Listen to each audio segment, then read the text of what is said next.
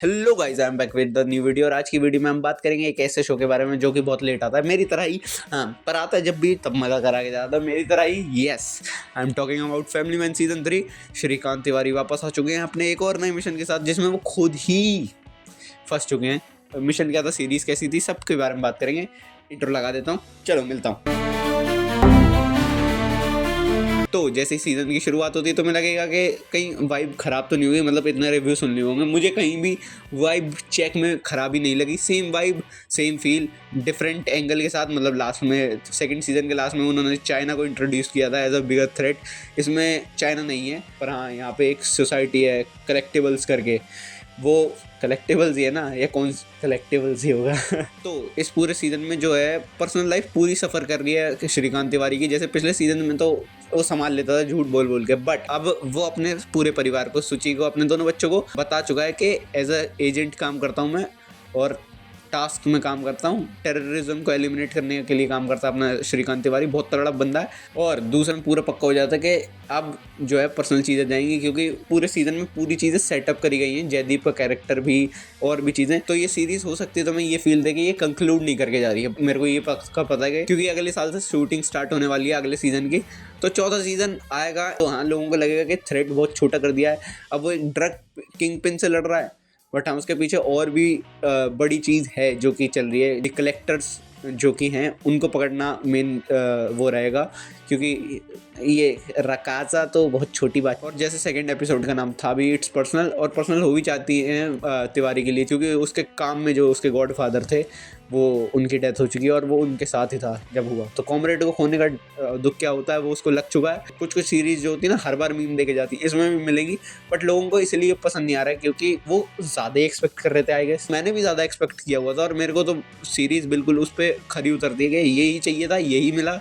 थोड़ा उन्होंने अपने आप को एक्सपेंड करने के चक्कर में थोड़ा कैरेक्टर्स का कंक्लूजन नहीं मिल पाया इस सीजन में, वो अगले सीजन में मिल जाएगा। एज इंडियन सिनेमा वॉचर मुझे पता है कि अब हर चीज़ का कंक्लूजन अगले पार्ट में मिल रहा है, जो कि बहुत बुरा लगता है, बट कुछ कुछ चीज़ें को सही भी रहता है। और फिर हमें पता चलता है कि जो तिवारी है वही इस पूरे मिशन में जो ब्लंडर हुआ है उसका मेन विक्टिम बन चुका है, क्योंकि उसके फ़ोन जो था वो कॉम्प्रोमाइज़ हो रखा था। सोचो, इतने बड़े एजेंट का फ़ोन कॉम्प्रोमाइज़ हो जाता है, तो हम तुम क्या हैं, समझ रहे हो? तो बीवेयर फ्रॉम हैकर्स। और देखो, जब तुम सीरीज देखते हो तो तुम्हें पता है कि इतना बहुत ज़्यादा केओस हो गया श्रीकांत की लाइफ में, और ये भी पता है तुम्हें कि जब भी कम बैक होगा भाई का तो बहुत तगड़ा जाएगा।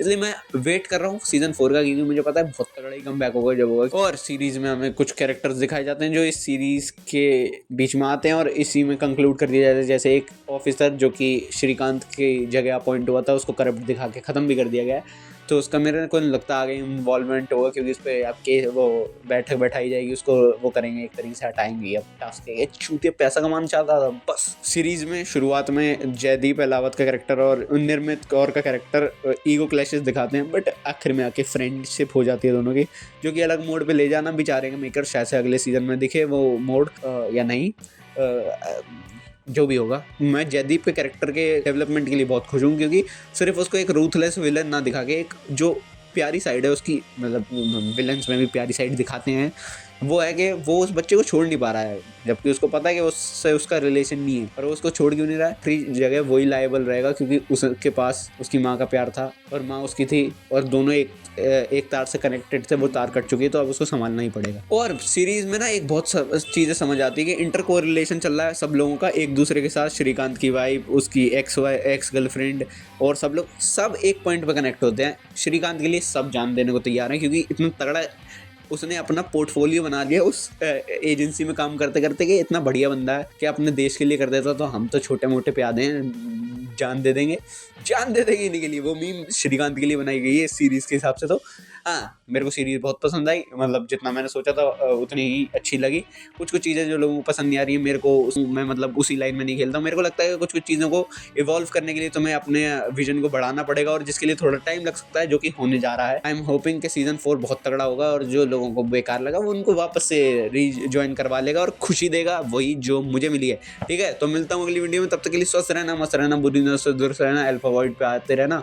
और हाँ, मतलब ये बताओ, जो ये श्रीकांत भाई हैं, ये सूची के साथ जो मतलब वो लोनावला में वो राजन डी के भूल चुके हैं या वो जवाब देना नहीं चाहते। तो क्यों दिखाया तुमने हमें वो सीन? मत दिखाते, जब तुम्हें बताना ही नहीं था तो क्यों दिखाया वो सीन?